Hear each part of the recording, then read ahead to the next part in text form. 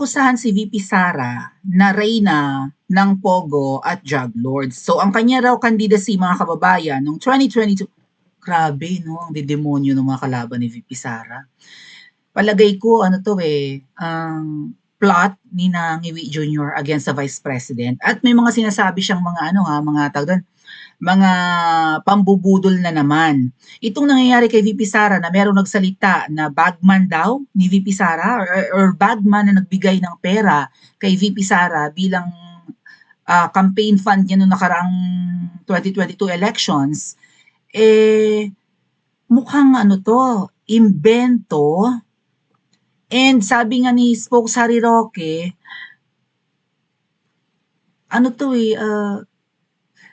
associated sa kung anik-anik, ano pangalan niya, Madriaga, right? Nag-iimbento raw to ng kwento. At nakakulong pa mga kababayan, itong testigo laban kay VP Sara ay nakakulong, non-bailable. Kinakausap daw ni Trililing to at saka ni Saba sa loob ng kulungan. So paano raw ito nakagawa ng kanyang sworn statement or written affidavit at paano raw ito nakakagamit ng cellphone sa loob ng kulungan? Eh di ba deprived nga sila of liberty? So bakit parang na-enjoy niya ang masarap na buhay sa loob? Doon pa lang Anyway, pakinggan muna natin yung balita mga kababayan. Pero nakakaloka. Ito bago natin i-play yung balita against VP Sara, ay may sinasabi na naman kasi si Marcos Jr. na pambubudol mga kababayan, Marcos Jr. umaasang itutuloy ang kanyang sinimulan kahit wala na ako rito. Sana yung mga pagbabagong nasimulan namin ay tumatakbo na ay matuloy. Anong pagbabagong nagawa mo? Ano ang achievements mo? Ano yung mga concrete mong achievements? Wala naman. Alam nyo, parang nambubudol siya, Parang ang dating kasi ito mga kababayan ay namamaalam na siya. Kasi lagpas 3 years na siya, di ba? So 3.5 years na. So 2.5 na lang yung ibubuno niya. Kasi medyo naalarma siguro tong mga to dahil binulgar ni Spokes Harry Roque at saka ni Miss Marly Cariñata na wala itong balak bumaba. Na come 2028, pipilitin nilang madoktor bago pala dumating yung petsang yun, yung presidential elections ng 2028, pipilitin nilang doktorin ang konstitusyon para ma-extend ang term ni Ngiwi. My God, itong inutil na ito, kailangan pang ma-extend. Sorry karapatan naman natin lahat na magsalita. Wala namang ginagawa. Wala namang pagmamahal sa mga Pilipino. Tapos gusto pang magtagal sa sa trono or sa office. Ngayon, hindi sila papayag, 'di ba? Na isang Duterte ulit ang uupo. Kailangan kung hindi masunod yung kanilang kagustuhan na siya ay mag-extend pa ng few more years or Marcos forever ang mangyayari, kailangan ng uupo or susunod na uupo ay hawak nila sa leeg. Kasi alam nila makakalkal yung mga pinagagawa nila di ba? Katulad na lang ng pag-upo ni Tatay Digong, nakalkal yung mga baho ni Ngoy Ngoy. Ang inabutan ni Tatay Digong na problema ng Pilipinas, after Ngoy Ngoy, baha ang droga, ang daing sindikato, may mga narco politicians, may mga narco cops, for sure maraming mau-open si VP Sara na baho and skeletons and lahat na ng kahayupan at kademonyuhan pagka si VP Sara ang susunod na uupo. So hindi papayag tong mga to So itong mga sinasabi niya, mga pagka wala na siya sa pwesto or something, maituloy man lang yung nasimulan niya, di ba? Umaasa siya, gano'n. Ito yung parang pagpapabebe, parang natanggap na niya na matatapos ang kanyang 6 years. Pero alam natin nabubudol, marami silang gagawing paraan para tumagal. So may pattern, di ba? Katulad rin ng kanyang kapatid na Mangga, magaling mambudol. Kabaliktaran ng sinasabi ang ginagawa. So, kung mabuti kang leader, bakit pinapayagan mong gipitin, walang hiyain at kung ano-ano? I think diversion din mga kababayan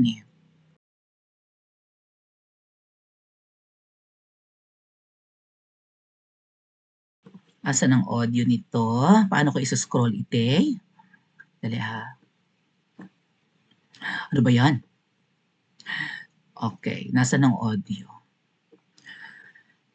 Ay, hindi ko, ayun. Teka lang. Parang feeling ko diversion din ito mga kababayan. Itong issue, parang ano no, marami silang nahi-hit na birds in one stone mga kababayan. May audio. Alright.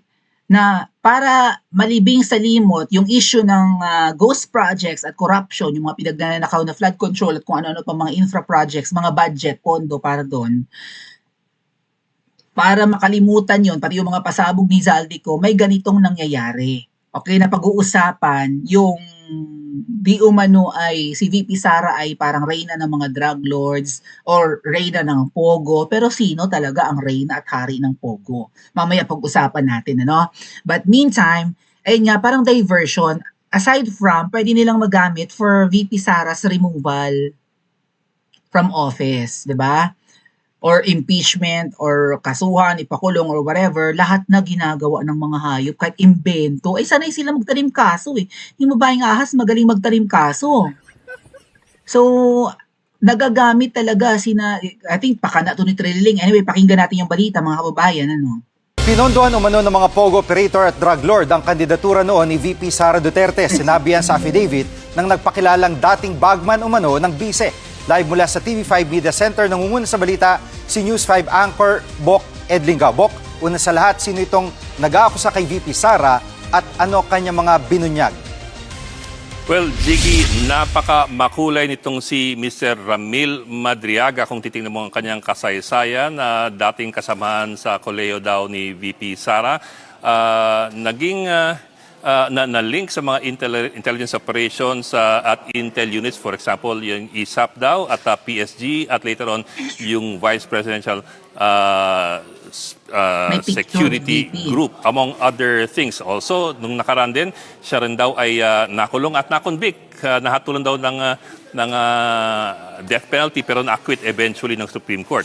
Tapos ito na naman, siya na naman ay hinulid noong 2023 ng Hulyo sa kasong kidnap for ransom ng dalawang Chinese nationals at ngayon, kasalukuyan, siya po'y nakulong dyan sa Camp Bagong Diwa sa BJMP Annex sa Taguig City. So, very, very colorful. Pero mas makulay di hamak yung kanya mga siniwalat sa tulong ng kanyang abogado na si Atty. Raymond Palad na aming nakausap kanina dun sa programang Storycon. Ayon dun sa affidavit na ni notaryo, sa tulong ni Atty. Raymond Palad, sinasabi ni Madriaga, among other things, na siya daw ay nag-deliver sa utos ni VP Sara at ng kanyang mga tauhan, including several active duty security officers ng ng Vice Presidential Security Group na mag-deliver ng ilang duffel bags ng pera sa iba't ibang lugar. Kasama na dyan, for example, nag-deliver daw siya ng duffel bag containing around 30 million pesos sa isang lugar sa Laguna, sa isang comedy bar kung saan may kilala si VP Sara daw, at sa isa pa sa parking lot ng Office of the Ombudsman. Hindi lang yun. Assertion din ni Ramil Madriaga sa kanyang affidavit na noong Pebrero 2020, nag-deliver daw siya ng 1 bilyong piso in cash. Laman daw ng isang Toyota Grandia sa Muntinlupa. Hindi lamang yon, according to Madriaga, kinumpirma pa raw, di umano, ni Pangulong Duterte sa kanya through phone kung na-i-deliver na niya yung pera. So ang tanong namin, paano lamang si Pangulong Duterte mismo ang tumawag sa iyo? Kasi telepono lamang. Ang sabi ni Madriaga, sabi ni Palad, Atty. Palad, na kausap namin kanina, alam daw ni Madriaga kasi ang cellphone number ni Pangulong Duterte dahil dati na niyang nakakausap. In fact, may code pa raw sila para sa dating Pangulo. Ang code daw niya ay CM or MC, meaning City Mayor, in reference to stint dati as Davao City Mayor. Jiggy. At nabanggit ba, Bok, ni Ginong Madriaga o ni Atty. Palad yung motibo sa pagsisiwalat na ito? Well, that's what's interesting here. Apparently, if you listen to the interview with Atty. Palad, sama ng loob lamang ang pinanghuhugutan nitong si Madriaga dahil mag-react lang ako. May kredibilidad ba ang Madriaga na to testify against VP Sara? Ay involved pala sa mga kidnap for ransom at kung ano-anong krimen. Kukuha na lang ng witness ang mga to. Wala pang credibility may establish or hindi credible. Criminal eh. Buti sana kung yung magte-testify kay VP Sara, maybe yung kanyang kanang kamay, right? Executive Secretary halimbawa or maybe kapatid, katulad ni Mangga, nag-testify si Mangga laban kay Ngiwi na dorogista. Na si Ngiwi ay nyodik mula pagkabata, ayan kahit paano credible, kahit na itsosera si Mangga. At maraming ik-ik. Pero ito, kredibilidad pa lang, wala na, laglag na mga ting. Anyway, let's continue. Hindi siya tinulungan ni VP Sara at parang siya daw ay nilaglag ni VP Sara nung nag-away-away siya tsaka si dating presidential spokesman Harry Roque. A little bit of background here. Several years ago daw, kinasuhan niya si Atty. Harry Roque sa ombudsman ng kasong land grabbing in relation to a Pogo compound that was being set up in Bataan. Supposedly, meron daw kasong land grabbing doon si Harry Roque at hindi raw maatim, supposedly again, nitong si Madriaga na ang mga nagte-take over ng lugar na yon were Chinese paramilitary officers. So dahil doon, nagkakasuhan sila at sa huli daw, siya raw ang nakulong, nakasuhan ng kidnap for ransom, ayon din sa kanya yon. Gaba. At siya pa ang napakulong noong 2023. At ang kanyang sama ng loob, ito sinabi ni Atty. Palad, ang kanyang sama ng loob talaga, sa dami-dami ng kanyang ginawa para sa kanya, referring to VP Sara, nag-pick up ng pera, nag-deliver ng pera, masama talagang loob dahil para siyang binitawan o nilaglag ni VP Sara. Di umano. Since nabanggit si Spokes Harry Roque, puntahan natin yung vlog ni Spokes, no? Pakinggan natin ng kahit maigsi lang. Kinasuhan pala niya si Spokes ng land grabbing. Ay, ganon. Sige. Let's check Spokes Harry's YouTube. Okay. Here we go. Kasi nag-vlog din si Spokes Harry Roque kanina eh.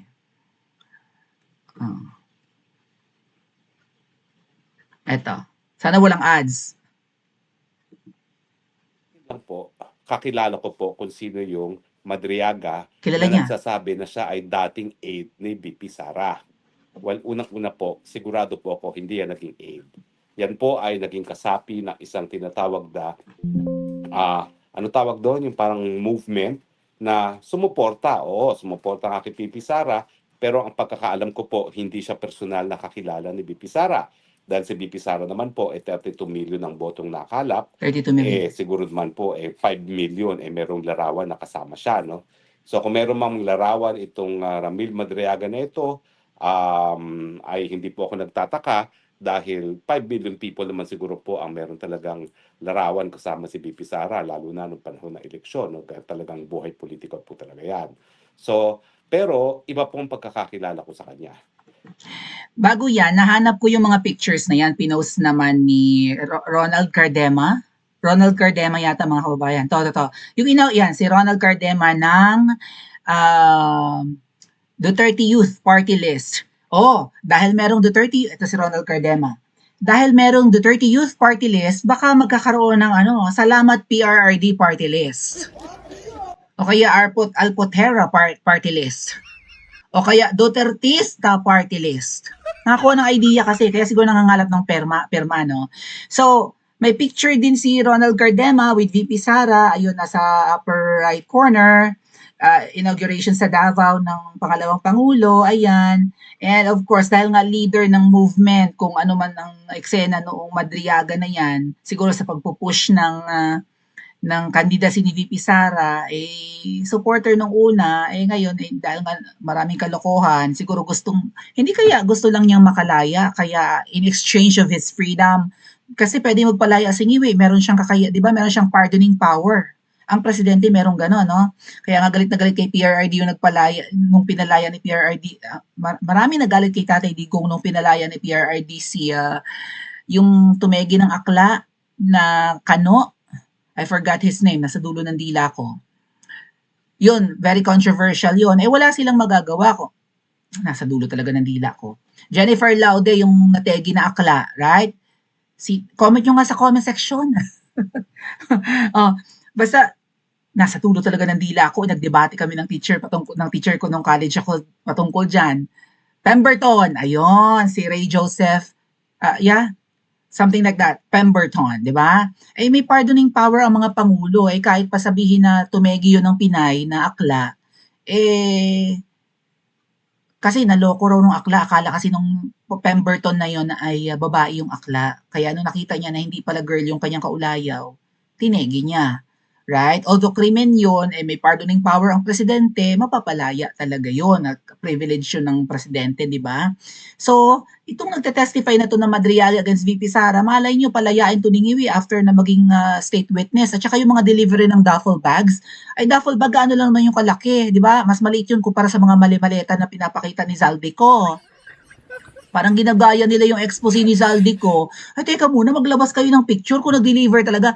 Mga kababayan, kung itong Madriaga na ito ay nagde-deliver ng pera, dapat na wise siya. Right? One day, halimbawa, kung ano't ano man ang mangyari, tika, illegal tong ginagawa ko, kailangan may testigo ako dito. Ay, ano ba to? May kredibilidad ba to? Kaya si Zaldico, no, bibilib ka rin naman na despite na magkakaalyado sila at sa tingin niya hindi naman siya ilalaglag, ay nag-ready siya ng evidence, 'di ba? Anyway, kailangan talaga siguro limpak-limpak na pera, hindi mo kukunan ng picture. Malay mo i-staff, ano ba i-staffa, bagansya or what, itakbo yan ng inutusan mo. Right? What if itakbo? So dapat may mga proof ka kasi hindi ito barya-baryang pera. Millions tapos 1 billion pa yung bilang, bilyones pala ano sabi ni Cardema dito? Kahit sinong may topak pwede gumawa ng affidavit at para makapagpa-notarize ka sa loob ng kulungan, bakit nga nakapagpanotaryo siya? Alam mo kaagad na may collaboration with the authorities. Sino ang nasa otoridad ngayon? Ay di si Ngiwi. Yung kaisa-isang photo niyang siraulong whoever na yan, yung Madriaga nga, yan rin ang photo angle ng 1,000 plus people because inauguration day ni Ma'am yan. Si VP Sara, pinagbibigyan niya ang lahat magpa-picture, matyaga, matiisin, oras, di ba? Kita nyo naman nung nasa Dahig yan, nung nagbangayan noon ng mga alpotera at si Miss Marlica na inekis-ekisil nung nagbungag-bangag ngiwi-ngiwi sila. Umabot hindi, sa Australia rin yata, umabot ng 3 oras para lang makapagpa-picture ang kung sino-sino. Iisa lang ang picture mo, inauguration pa, sasabihin mo, dikit ka, bagman ka na kaagad. Maglabas ka pa ng iba pang photos kung talagang close kayo.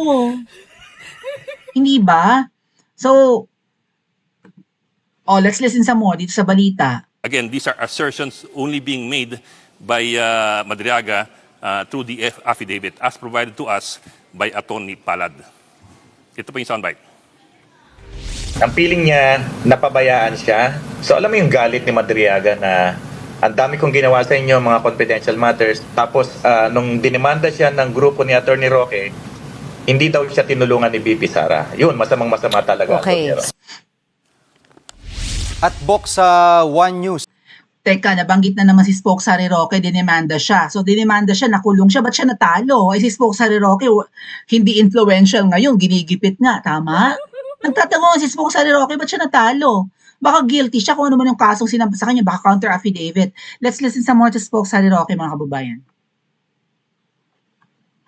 Kilala ko po itong Madriagang ito dahil siya po isang akusado sa isang kaso na hanggang Setyembre ng taong ito ba o taong nakalipas 2024, ako po ang personal naghahawak. Ngayon po, opisina ko pa rin ang naghahawak ng kaso laban sa kanya bilang private prosecutors under the direct and control and supervision of the public prosecutors. Ano po ang kasong yan? Ang kaso po ay 2 counts of kidnapping for ransom. Now, syempre po yan ay nakabinbin sa hukuman Hindi po natin po pwedeng sabihin kung siya ay guilty or not guilty dahil hindi pa po napapatunayan. Alam ko naman po yan, yung sub judice rule, no? At bawal sa akin bilang isang partido sa kaso na yan na sabihin siya ay guilty na. Pero dumaan po sa proseso naman itong kaso labang kay Ramil Madriaga at ang nangyari po dito ay humingi siya ng bail.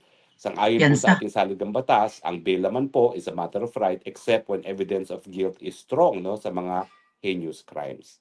At matapos siya humingi ng bail, yan po ay hindi napagbigyan ng hukuman dahil ang sabi ng hukuman, the evidence of guilt is strong. Ano ba ho yung mga ebidensya laban sa kanya? Well, kasama na po dyan yung positibong identification ng mga biktima ng kidnapping ng mga Filipino-Chinese na kasama nga si Ramil Madriaga, kasama yung kanyang pinsan na nangidnap sa kanila at iba pang mga physical evidence gaya ng mga text messages, no? So hanggang doon lang po ang sasabihin natin doon sa kaso. Pero ang nilinaw sa inyo, itong impormasyon na siya daw ay ex-aide ni BP Sara ay kasinungalingan po yan. Hindi po siya kakilala ni BP Sara, ang aking pagkakaalam. At pangalawa, kung hindi po ako nagkakamali, nagpa-blatter nga po si BP Sara ng grave threats laban dyan kay Ramil Madriaga kasi binantaan ang buhay ni BP Sara at binantaan din po ang buhay ko. Sa totoo lang po, nung hinawakan ko po itong kaso ng Madriaga, binalik po ng kapulisan yung security ko na nabawi na matapos akong matalo nung eleksyon nung 2022, no? Binalik po nila kasi nga daw delikado talaga itong grupo ni Ramil Madriaga. Sa katunayan, matapos po silang mahuli, no? Madakip at mahuli, nagkaroon po ng manhunt para sa kanila, renade din po yung kanyang parang ano tawag nito, farm, no? Diyan sa Rizal, kung saan napakadami pong baril na nakuha. Mga kababayan, grupo raw ni Madriaga ang inutusan para gurgurin si Spoke Sari Roque at si VP Sara. Ay walang hiya. Sino kaya ang may utos para iligpit ang Vice President? At sino na naman ang nag-uutos sa kanya ngayon para siraan si VP Sara? Pa-comment nga po sa comment section at mag-like at subscribe din po kayo.